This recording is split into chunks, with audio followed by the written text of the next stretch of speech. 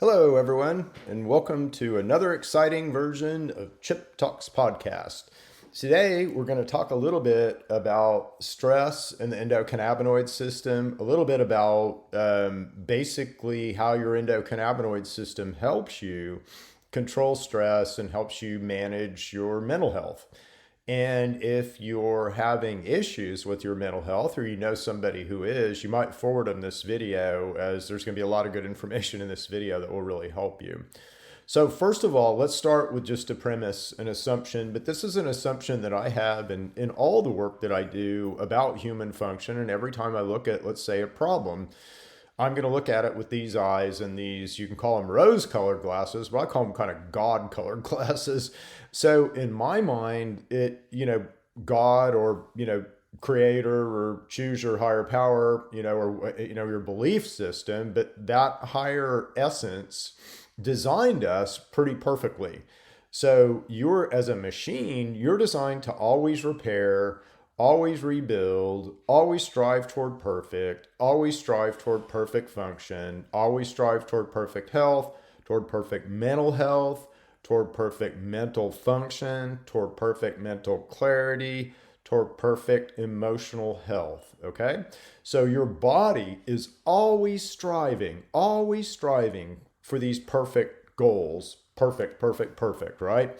And that is no different when we think about mental health, when we think about our ability to generate mood, when we think about our, ability to handle stress, any of that. Again, if we're having difficulties with that, it's likely something else and not because you're broken, let's just say. So there are, let's say, disease states where these things can get super duper out of whack. And, we see things like schizophrenia or mental breaks or things like that. But again, your body is capable of recovering you from these situations. And that's a very important thing. There's certainly probably a line of too far gone, but most of us who are going to be listening to this video are not across that line. Okay. So that's the first thing. So again, if you're in a state or someone is in a state of mental, funkiness, listen to this video because I think it'll help you. And again, if you exercise some of the principles that I'm going to talk you through, the solutions, let's say, in this video, then it's really, really going to help you. And it could completely change your mental health, your mental situation, in the way that you view yourself and your own problems and difficulties. So let's start there again. And God is a perfect engineer, so he made all of us perfect. Meaning that you as a vehicle, you as a form, are always striving toward perfect function, which is really, really cool. How does this work? Well, it works in a variety of different ways. It depends on the system. But we're going to talk about serotonin and dopamine today because that's what really donates stress and mood. And that's what, will give us stress or give us mood or make us feel bad or make us happy or any of those things. So it's just chemicals, all right? So it's just chemicals that your body wants to manufacture and that generate all mood, okay? All really mental action, your ability to sleep, your ability to blink your eyes, your ability to control your body are generated by these two chemicals called dopamine and serotonin. And they're controlled by something called the endocannabinoid system, which is a responsive system. They're also controlled by many other systems. So again, just being out in the sun is going to likely make you feel good, and your dopamine levels and serotonin levels will increase just by being in the sun. And that is an external stimulus that will stimulate dopamine and serotonin inside of you. So just getting outside in the sun will help a lot of us feel better. We're going to talk about a lot more things that will help you feel better in a second if you're struggling with mood and happiness, let's say. So first of all, let's talk a little bit about the endocannabinoid system. So the endocannabinoid system is our master regulatory system. So it sits in function above your central nervous system. And serotonin is a central nervous system ligand thing, right? So it is a receptor and ligand system that's within your central nervous system. So by virtue of that, the endocannabinoid system regulates this system. And, if you want to know directly how, calcium would be directly how, but many other sort of positive and negative feedback mechanisms. So the way it looks like your body works, and this is still somewhat theoretical, but we respond to things. So we'll respond to the sun, and we'll make more serotonin, and we'll feel better, and we'll be able to control our body better by virtue of that. If you have, let's say, something happen that is scary, like somebody approaches you with a gun, or something happens that's scary to you, you're going to have a fight. A lion comes into your room, right? So you're going to have a fight or flight reaction. That's immediate. And again, what immediately happens is, because of your sensor mechanisms, because of the way your hypothalamus hippocampus works, you see danger, blap. You initiate all of these systems. Your serotonin system initiates, and that is fight or flight. So you want to run or you want to fight, and you're going to get a lot of other support from a lot of other neurochemicals to increase your muscle strength, to increase your brain function. So you're going to be able to make better decisions. You're going to be able to move fast, and you're going to be able to do whatever you're going to do quick. And that's fight or flight. We don't want to be that way all the time. And, in our environment right now, there's a lot of, let's say, fight or flight stimulation. It's, you're late on your car payment. This thing is happening, or that thing is happening, or XYZ is happening. And there's a lot of fight or flight stimulus in our environment right now. And again, what happens? All these chemicals spike, and, you have these chemical reactions to things, right? And they affect our mood. So if you get panicky, I'm late on my car payment. I'm panicky. Where am I going to get the money to pay for it? How am I going to do this? You get panicky, and it kind of gets worse, and it gets worse, and it gets worse, right? Well, what keeps that under control? What calms all that down? So if we're having a fight or flight incident, how does it stop? And again, part of it is, our brains recognize, hey, whatever, the lion is out of the room, or I'm able to pay my, car payment or whatever, and the stimulation will stop and slow down. But how does that work? Well, the anti-regulatory, let's say, the thing that calms everything down is the endocannabinoid system. Depending on the systems, you have different ways to, let's say, initiate, that panic or that response, that immediate response. And again, it's different. The immune system has its own response. If you stop breathing for long enough, you're going to have a response. So there's lots of kind of these quick twitch, let's say, responses in the human body. But then what regulates them past that quick twitch, and how are they kind of calmed down? And okay, well, there is no lion in the room. You're going to be fine, or you're going to be able to pay your car bill this month, or whatever. So how are those calmed down? Well, it's by the endocannabinoid system. So our endocannabinoid system is kind of the regulator that calms everything down, okay? And this happens in a variety of ways. And depending on how, let's say, mechanical it is inside of you, and the more mechanical it is, the more serotonin's involved. So again, if you need to blink your eyes, that's a serotonin thing. When you get ready to eat, that's a serotonin thing. When you get ready to vomit, that's a serotonin thing. When you sleep, when you wake, those are serotonin endocannabinoid things.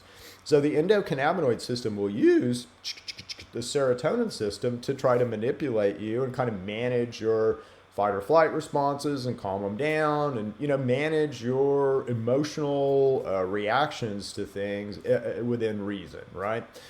Okay, so that's the way it works. So again, God is a perfect engineer. All of us should have these systems working perfectly, unless there's some other external factor.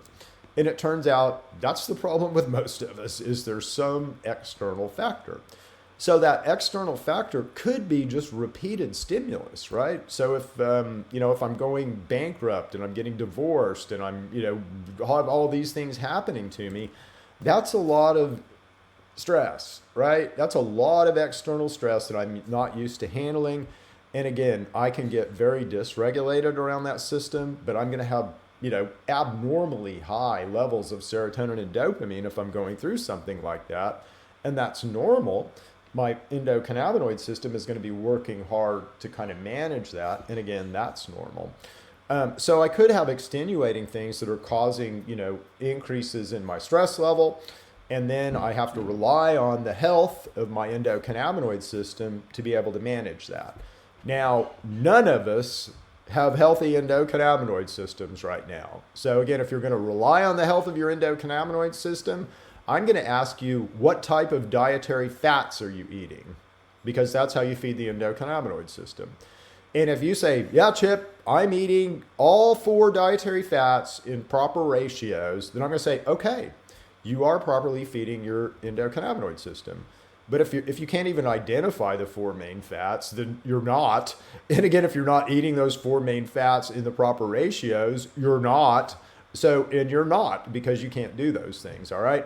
So none of us are properly feeding our endocannabinoid system. So we're not going to get the proper calm down response to fight or flight, okay? So that's just right off the bat. None of us are feeding the endocannabinoid system properly to be able to control these type of situations. Pretty important. Now, the other thing that's going on is, and again, God's a perfect engineer, so all of us should, we should have basically the same kind of response to the same stimulus. So not being able to pay my car payment or going bankrupt or getting divorced or whatever should create the same response in all of us. And the same thing with happy stuff. I just had a baby, or I just had a grandbaby, or whatever. All that happy stuff, we should all respond basically about the same. And it shouldn't be this, boys and girls, okay? It should be kind of this, all right? So we all should have the same responses to these things, and we don't.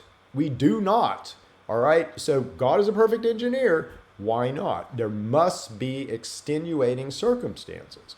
So what I'm telling you is, on your calm down system, there are extenuating circumstances. You don't know what kind of fats to eat, and you don't eat the right kind of fats, so you don't build a proper endocannabinoid system, and you can't manage those bursts, all right? That's problem 1.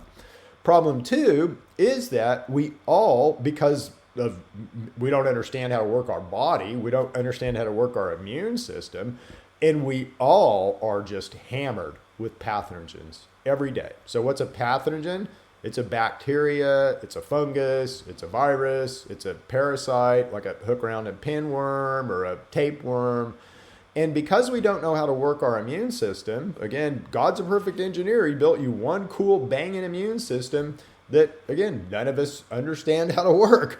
And I mean, I do, but and I'll teach you guys. I'm happy to teach you guys. We'll do lots of chip talks about how to work your immune system. There has been lots of chip talks about how to work your immune system, but we don't know how to work our immune system. So we all get invaded by these pathogens that cause infection. All right, well, what else does a pathogen do? Well, let's just take hook, round, and pinworms. That's the most common pathogenic infection, and you likely have hook, round, and pinworms. If you don't, it's a miracle, if you've never checked yourself. So almost all of us have hook, round, and pinworms, unless you're doing something to manage them. Guess what they like to do? They like to play around with serotonin, and they like to stimulate serotonin. Because when they stimulate serotonin, they're stimulating your body to do work. And them little critters want to control what kind of work you do. And they want you to work to produce them resources, which makes sense. And we don't think that bugs can be this smart, but they are. So the most common pathogen that we can get, hook, round, and pinworms. And by the way, if you want to know how to get rid of hook, round, and pinworms, ivermectin. Ivermectin is the best way. Fenbendazole, menbendazole will work. But ivermectin is the best way to get rid of hook, round, and pinworms. So anyway, but if you have hook, round, and pinworms, you're going to have wonky serotonin no matter what. No matter what. So if you have a hook, round, and pinworm infection, and you don't know what fats to eat for your endocannabinoid system, you cannot have a proper mental response or emotional response to any problem. It's just that simple. You're going to do this. You're going to do this. And you might get stuck down here. Okay?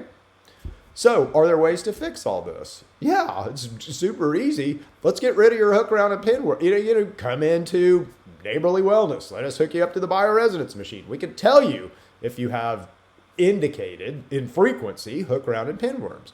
Again, you have to be careful not to make claims. So we can, the machine is informational in frequency to identify hook, round, and pinworms inside of you, which is kind of cool. There's ways to establish if you have these infections. If you go to your physician, again, it's difficult for them. You're gonna have to take a poop test, and those poop tests, depending on the stage, let's say, of the hook, round, and pinworms, they may not come out in your poop. Again, they've kind of got to be laying eggs to come out in your poop, and that only happens around a full moon. So it's better to use, let's say, some of these tests that are a little bit woohoo right now, but it'll be part of our life later. Begin to use some of this leading, let's say, technology, or this new technology that's coming out. But anyway, we can identify these things inside of you. So I can, real quick, identify if you have hook, round, and pinworms. And if you do, your serotonin's going to be messed up until we get rid of the hook, round, and pinworms. Just that simple. On the endocannabinoid side, so again, if you're a cannabis person, you're supplementing the endocannabinoid system with cannabinoids. But you need to understand what those cannabinoids do and how they're working that system. So thankfully, things like THC, what's the endocannabinoid system do, first of all, in this scenario? So we have a fight or flight response. Lions in the room. Oh no. Can't pay my car payment. Oh no. We have a fight or flight response where we panic, right? But then we have all this release of all of these neurochemicals that help us make better decisions, that help us run faster, that help us do perform better, right? So we have all this performance enhancing stuff and mental enhancing stuff that gets released under this situation. If that situation persists, again, we don't need to be running around in circles and trying to make quick decisions all the time. That's not helpful. We need to kind of slow down, and we need to make slower, more informed decisions. And again, how does that happen? The endocannabinoid system kind of puts a warm blanket, let's say, on the fire that gets lit by fight or flight. All right. So if you don't have the proper endocannabinoids, you can't properly put out that fire. So if you're walking around stressed out, ADHD, tweaky, just everything sort of causes panic, then that's because your endocannabinoid system is not active enough. You don't have the horsepower in your endocannabinoid system to be able to control your serotonin and dopamine fight or flight mental responses, okay? So again, how do you fix that? It's a matter of the fats. Again, if you do use cannabis, you can supplement with THC. That will help. And this is why so many people with kind of mental issues like THC, because it's calming down that dopamine and serotonin. It's calming down that fight or flight response. It's the calming factor. And the reason for that is, again, it's supplementing into the endocannabinoid system, and it's supplementing for something called anandamide that will calm down that response. All right.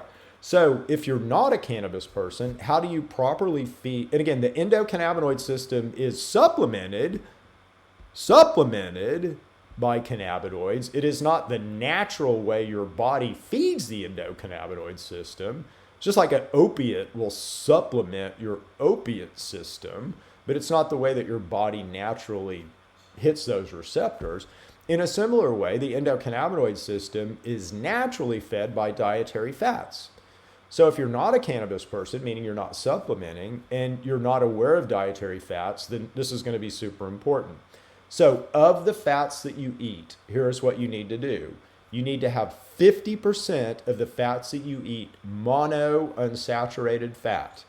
Okay, where does monounsaturated come from?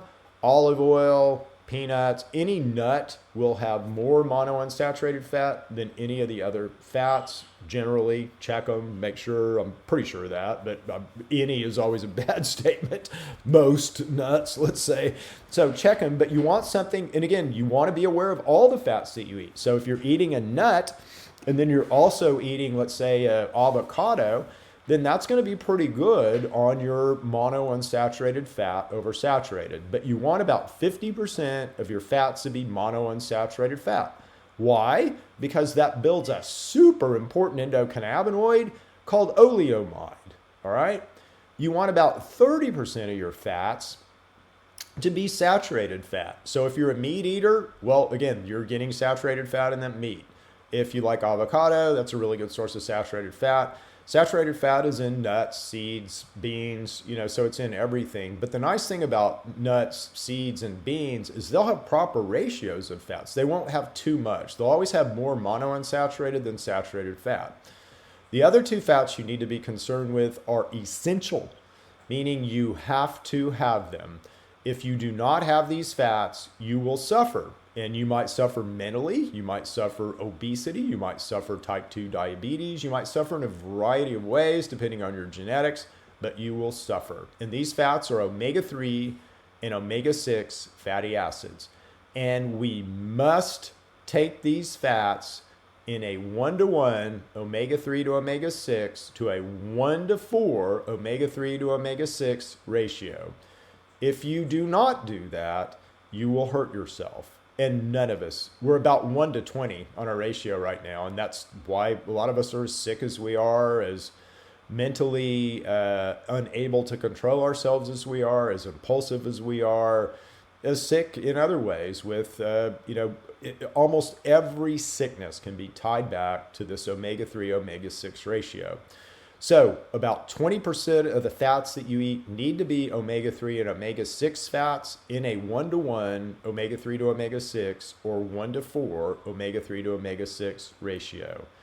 If you can do that, you properly feed your endocannabinoid system. It's very, very difficult to do that just, let's say, eating, without a lot of thought and intention and looking at what's in the food that you eat. I would encourage everyone to, first of all, right off the bat, more important than any vitamin, okay? This is more important than any vitamin, getting these fats right. If you can get the fats right that you eat every day, and then you can get the 9, and you have to have 9 essential amino acids, and you have to have a certain amount of those. I think 15 grams, or maybe more than that. Don't quote me on that, but you have to have all 9 essential amino acids in a certain amount every day. Those are the two most important things for your body.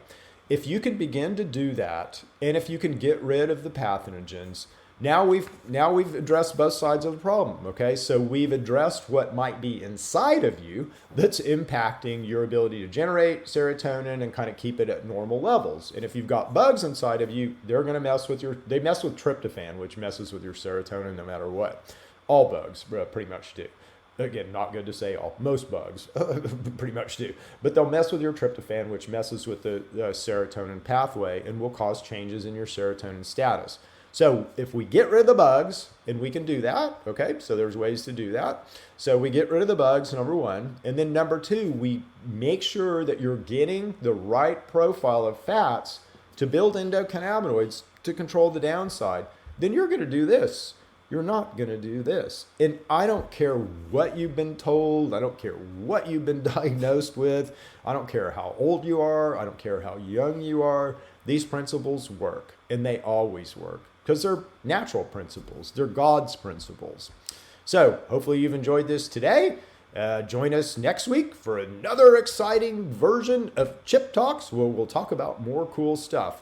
Again, as always, Chip Talks Podcast, you can find me. I'm available for a consultation. If you have any questions, we work with people every day. That's what we do.